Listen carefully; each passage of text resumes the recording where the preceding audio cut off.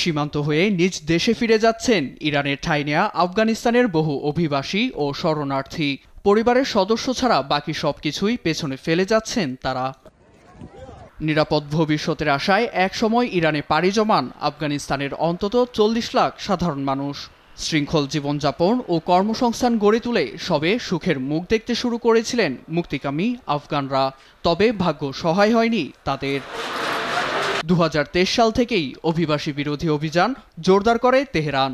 তবে ইরান ও ইসরায়েলের মধ্যকার ১২ দিনের সামরিক সংঘাতের পর ৬ জুলাইয়ের মধ্যে সব অবৈধ অভিবাসী ও শরণার্থীদের দেশে ফিরে যাওয়ার নির্দেশ দেয় ইরান। সতর্ক করা হয় আইনের মুখোমুখি দাঁড় করানোর। মাসুদ পেজেশকিয়ানের সরকার জানায়, দেশের অর্থনৈতিক নিরাপত্তা ও জাতীয় নিরাপত্তা নিশ্চিত করতেই এই পদক্ষেপ।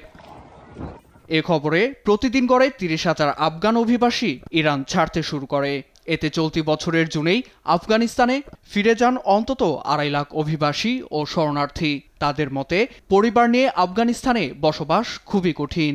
বিশেষ করে কর্মসংস্থান ও শিক্ষাঙ্গন থেকে নারীদের দূরে রাখা তালেবান সরকারের কট্টর আইন মানাও চ্যালেঞ্জ তাদের কাছে। অবৈধ অভিবাসীদের তাড়াতে চরম দুর্ব্যবহার করা হচ্ছে বলেও অভিযোগ তাদের। অভিবাসীদের দেশে পাঠানোর নামে এমন দুর্ব্যবহারে উদ্বেগ জানিয়েছে জাতিসংঘের আন্তর্জাতিক অভিবাসন সংস্থা IOM। একে মানবাধিকার লঙ্ঘন বলছে সংস্থাটি।